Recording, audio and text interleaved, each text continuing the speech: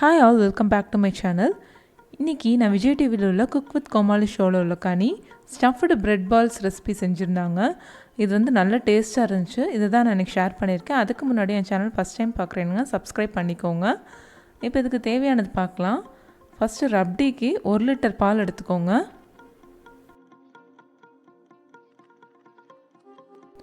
இப்போ நம்ம எடுத்துருக்க இந்த 1 லிட்டர் பால் வந்து பாதி ஆகிற வரைக்கும் நம்ம கிண்டி விட்டுக்கலாம்.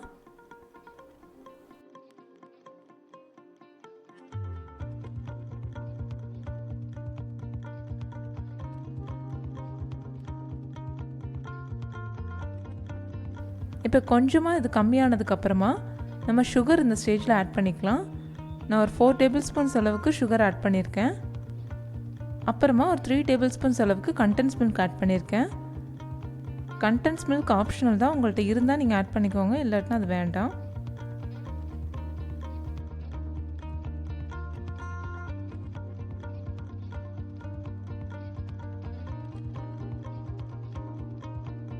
இப்போ சுகரும் கண்டென்ஸ் மில்க்கும் நல்லா மிக்ஸ் ஆகிற வரைக்கும் நல்லா கிண்டி விட்டுக்கோங்க.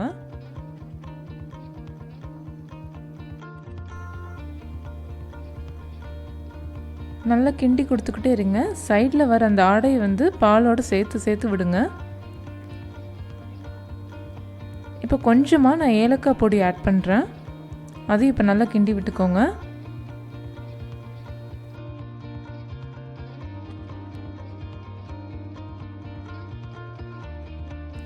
சைடில் சேர்கிற அந்த லேயர்ஸை மட்டும் நீங்கள் அப்பப்போ எடுத்து விட்டுட்டே இருங்க, அதுதான் டேஸ்ட் கொடுக்கும். அடுத்ததாக நான் கொஞ்சமாக நட்ஸ் எடுத்திருக்கேன்.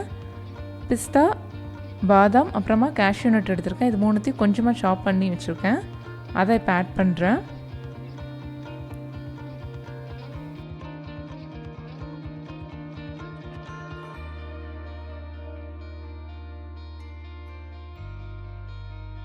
இப்போ கொஞ்சம் கொஞ்சமாக திக்காயிடுச்சு. நீங்கள் இந்த மாதிரி ஸ்பூனில் எடுத்து பாருங்கள், அந்த கன்சிஸ்டன்சி வந்து நல்லா இந்த மாதிரி திக்காக நல்லா இருக்கணும். இப்போ நம்ம ரப்டி ரெடி ஆயிடுச்சு. அடுத்ததாக நம்ம ஸ்டஃபிங் ரெடி பண்ணிடலாம். ஸ்டஃபிங்க்கு இப்போ நான் ஒரு பேனில் 1 ஸ்பூன் அளவுக்கு நெய் ஊற்றியிருக்கேன்.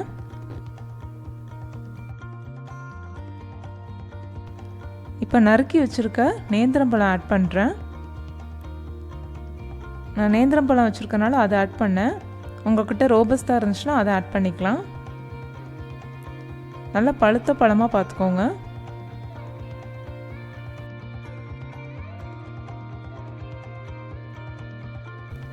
இப்போ இந்த பழத்தை கேரமலைஸ் பண்ணுறதுக்காக நான் 3 டீஸ்பூன் அளவுக்கு சுகர் எடுத்திருக்கேன். இப்போ நல்லா மிக்ஸ் பண்ணி விட்டுட்டு லைட்டாக ஃப்ரை பண்ணிக்கோங்க.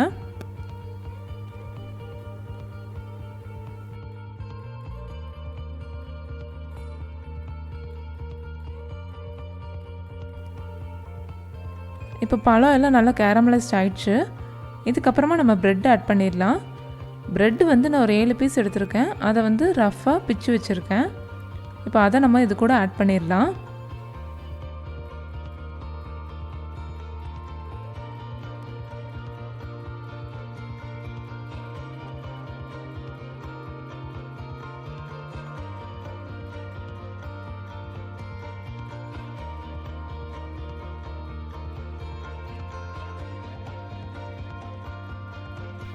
இப்போ இந்த பழம் அப்புறமா இந்த ப்ரெட் இது எல்லாத்தையும் நல்லா மிக்ஸ் பண்ணி விட்டுக்கோங்க.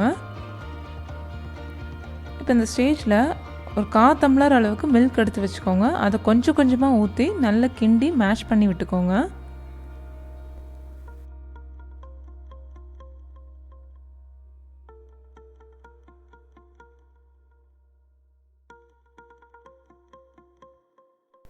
இப்போ நல்லா மசிச்சாச்சு. ரெண்டும் நல்லா மிக்ஸ் ஆயிடுச்சு. இப்போ இருக்க மிச்ச பாலை ஊற்றி நல்லா மாவு மாதிரி பிசைஞ்சு வச்சுக்கலாம். இந்த மாதிரி நல்லா சாஃப்டானதுக்கப்புறம் கையில் கொஞ்சமாக எண்ணெய் தடவிட்டு பால்ஸ் பிடிக்க ஆரம்பிச்சிடலாம்.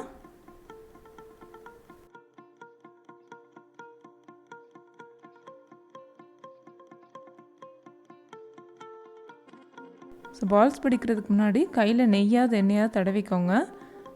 இந்த மாதிரி நீட்டாக ஒட்டாமல் வரும். இப்போ இந்த மாதிரி எல்லா பால்ஸையும் பிடிச்சி எடுத்துக்கோங்க.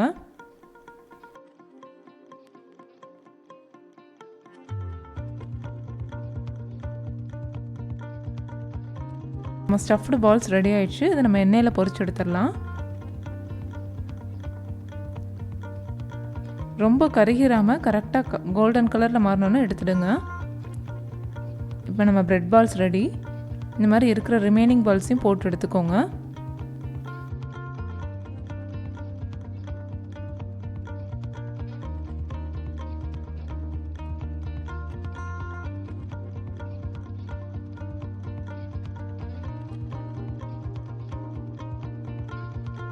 இப்போ நம்ம ஃப்ரை பண்ண பால்ஸை இந்த ரப்டியில் ஆட் பண்ணிடலாம்.